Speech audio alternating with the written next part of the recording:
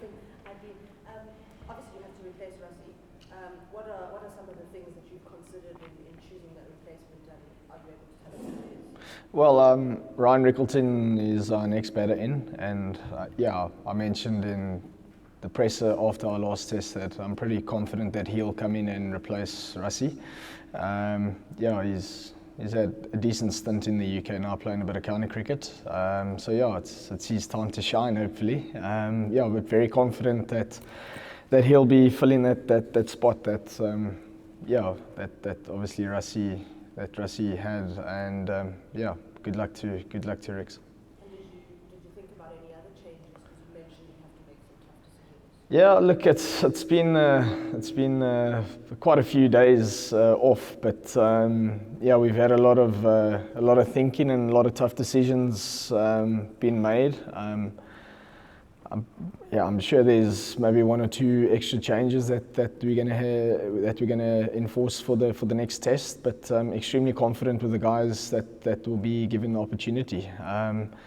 It's obviously a big test for us, but I think everyone's raring to go, and we've got fit players, which is nice to have. We've got a lot of options, which we're fortunate to have still coming into a really tough series. There might be one or two extra changes. Yeah.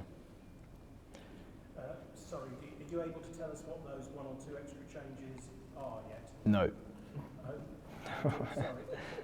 Just more generally, obviously top order batting, you haven't perhaps got the runs you would like. Yeah. Can you put your finger on why this has been sort of a persistent issue for your side, and particularly this series? Look, I think up front it's pretty tough. If you look at both teams, we haven't executed the runs result as of yet. It's been pretty tough. Getting through the new ball is always going to be a challenge in the UK. It's a challenge anywhere in the world. We know if we stick to our guns, we stick to our processes. The guys have been preparing brilliantly. We've been thrown into really tough conditions here at the Oval, and the weather's also not played its part with regards to that. But it's been a good challenge for us, and we just have to stick to our processes. I know it's around the corner for those things, and I understand and I know how much top order runs means for a team to set up a successful chance of victory. I fully understand that. It's been a bit of a frustration, but it's something that we've worked on hard, and we've spoken at length about this topic, and now it's time to kind of walk the walk now. Today is the 11th day since the Old Trafford test ended. You've had 11 days with no cricket. Is that, considering you lost the last test, that could actually work in your favour, couldn't it? You've kind of gotten over that disappointment and worked it out. Yeah, I'm long over that. I think our whole team's over that. We know it wasn't our proudest moment. But in saying that, you have to go through the grievance, and then you got to jog on. You can't be pining for too long in Test cricket. You have to really crack on and focus on what's next. We've had a few days off where I'm pretty sure the guys have gotten rid of that frustration. But we're still raring to go. We're still pretty fresh when it comes to that. We've only had 6 days of Test cricket actually. So with regards to freshness, we've got no excuse around that. With regards to hunger, we've got no excuse around that. It's again, we got to start from ball one again. I always say the scoreboard starts at 0, and that's where we are at the moment. First of all, it looked like a nasty blow that you copped yesterday. How's the shoulder? No, it's fine. It's kind of part and parcel of our process that we do. We have a competition day, which is generally 2 or 3 days out from the test. Our head coach was in the competition yesterday, and it is what it is. It's one of those things that happens. It's not my first blow I've taken. I think I've kind of dealt with it and learned how to get over those things. Yeah, it's just part of the game. And just in regards to conditions you were talking about, bearing in mind in Manchester what happened with team selection and the decision of the toss, how much of what your thoughts sort of, if you win the toss tomorrow, the thoughts that go into that? Yeah, it speaks volumes at the moment. I think our team 11 that will be selected will purely be based on that again. As in Manchester, our team selection was based on the toss was based on our team selection. So yeah, come tomorrow, I'm pretty sure hopefully the right decision will be made. But yeah, it's one of those tough ones, but you got to go with what you think is best for the moment and what you think is best for the side. And yeah, pretty confident going in with the 11 that we have that the right decision will hopefully be made. Ben Stokes, well, obviously there's weather around, rain forecast over the next couple of days. Ben Stokes spoke about maybe trying a few novel tactics to guarantee an outcome, a result at the end of the match. How committed are you to there being a winner? There's definitely going to be a winner in this test, no doubt. The styles of cricket that we've been playing, there's definitely going to be a result. Weather around, we can't control that. It is what it is. But yeah, I'm pretty confident there will be a victor and there will be someone that loses this test, no doubt. We going into this test 1-1, it's pretty much like a World Cup final for us. That's the way I'm viewing it. We're going to go in obviously with the result in mind, and we got to give our best effort for that. But yeah, can't control the weather as I mentioned, but yeah, I'm pretty confident there will be a result in this game. Okay, if I can just cross over to Lucy, if there's any questions from our online members? Great, thanks, Father. There's just a couple of questions, one from Nathan and then one from Ongama. Thank you. Good day, everyone. Lucy, may I go with the two questions, if I may? Sure, no problem. Thank you. Hi, Dean. How was the breakaway? What activity did you guys partake in? How valuable was it? Yeah, obviously the break was a little bit longer than expected. But in saying that, we already pre-planned a trip away that the guys can just get away from the game and blow off a bit of steam. We went to the Belfry Golf Resort, which was amazing, and the hospitality was brilliant for us. But yeah, we played a bit of golf. We did a bit of go-karting as a team, which was quite fun. And just to see that those competitive juices going again, you'd think go-karting brings the best out of the guys, and trust me, it does.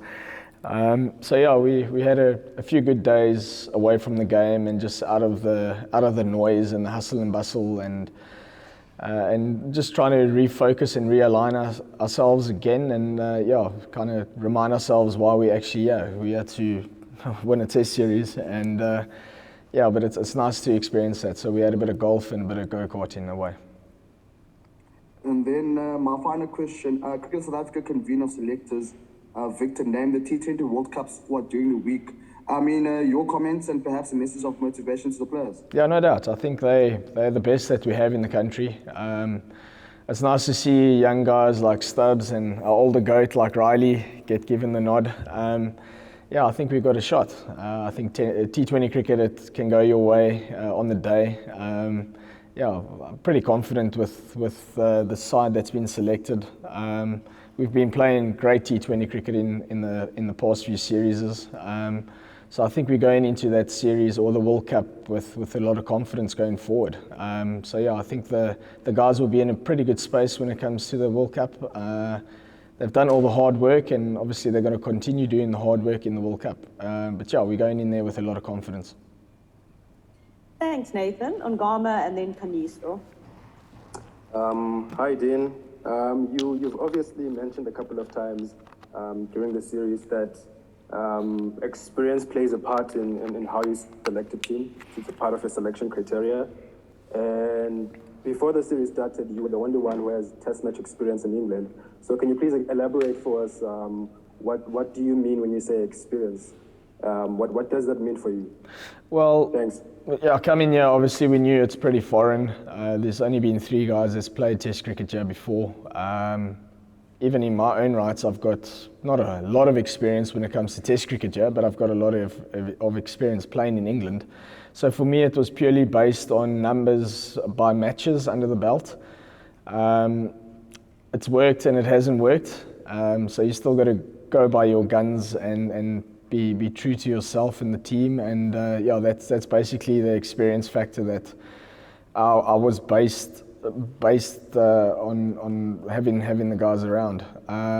It's a tough one. Some guys haven't come off, and unfortunately, you have to make decisions going forward. And this is kind of like a crunch game for us. It's a crunch game for England as well. The experience factor is still very important. We've got a lot of resources still in our squad. Purely the beginning was, the experience was about how many matches the guys have had under their belt. Thanks. We'll go Kaniso, then we'll go one for Ken before we hand back to Volvo on the floor.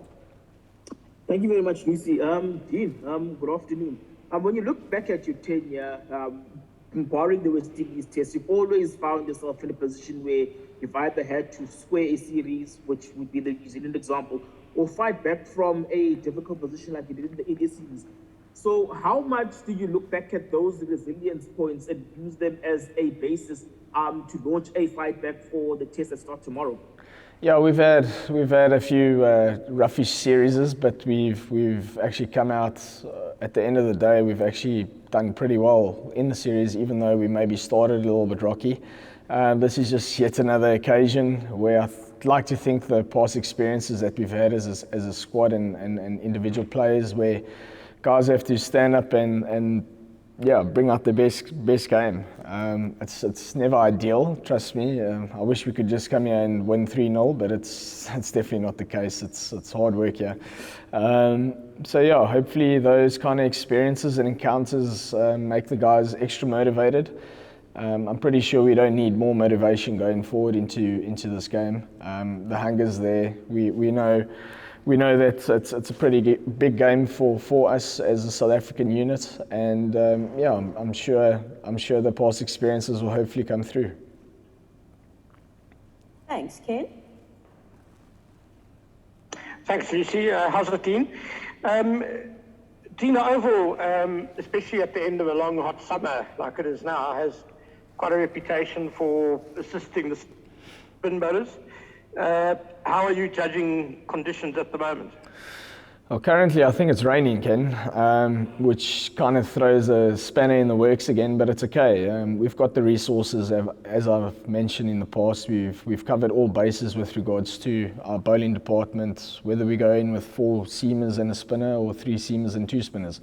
Pretty confident that we have all those guys. They're all fit, which is nice to have. I think it's come on the day. If it's raining, you might see something different. But I think for now we've got a pretty stable 11 that we've got in mind, and not giving out to the media just yet. It's been interesting. But knowing the Oval, it's generally a very, very good cricket wicket. Weather around might be in favour a little bit with the bowlers. Knowing that it's going to be really tough to bat. But in saying that, if the sun's out, it's a great place to play really good, honest cricket. It's going to be interesting to see if the weather hangs around. It's not really my profession, so I can't speak too much when it comes to the weather, but it is around. And I do think it's going to play quite a big part with regards to the battle between bat and ball. Thanks, Ken. Thanks, Volvo. Thanks, Luz. Just coming back to the floor again for last round of questions. Mel. Dino, obviously Harry Brook coming in for Johnny Bairstow. Got a pretty good look at his current form down in Canterbury. Just wondering what you made of him. This is Test cricket now. You can bat like that if you want in a 4-day game or county champo game, but this is Test cricket. There's a lot of things that put a stop to you as a player, whether it's the crowd, the cameras, whatever the case is. But Brookie, I've played quite a few games against him, been around the county circuit. Good player, no doubt. Got a bit of runs against us, but again, this is Test cricket, and we've got our fast bowlers now who didn't bowl against him in Kent, so I'm not reading too much into that. So yeah, but again, this is Test cricket. It will humble you as a player and a person. So yeah, going forward, yeah, hopefully he doesn't do what he did against us in Canterbury. So yeah, I can't blow too much smoke for opposition. I'm not there to do that. But yeah, I just know the environment, and this is the big league now, and yeah.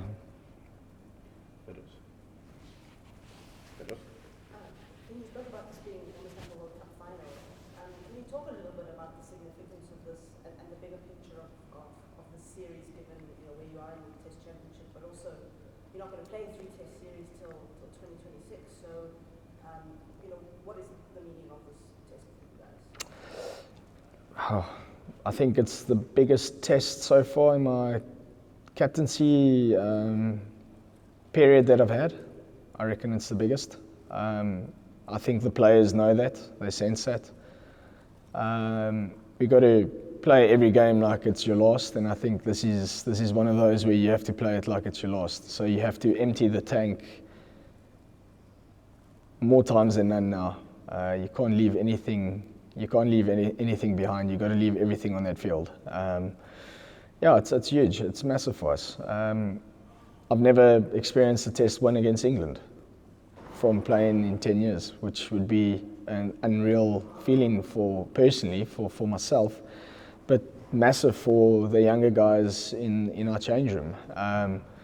So yeah, this is it's not make or break. Don't get me wrong, but it's kind of big going forward. Going forward for us from a confidence point of view, we've got really good confidence.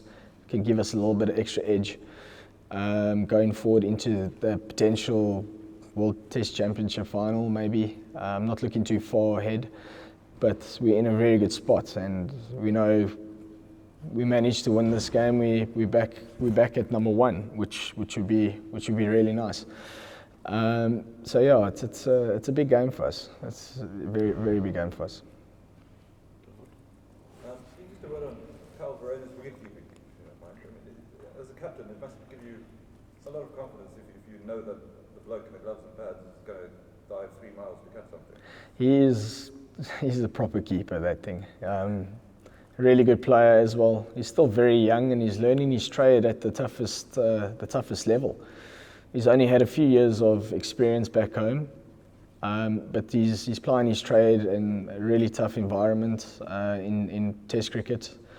But he's getting better. Every time I see him go out and prepare or play, he's getting better. It's nice to have a guy around like that who's young and still pushing the boundaries for himself. You can see he's doing different things now that no one's actually telling him to do, which is nice. But he's keeping it's unreal. It's nice to have the guy around. He's a really good team guy, and everyone loves the guy. Yeah, he's a great kid, but he's a special cricketer as well.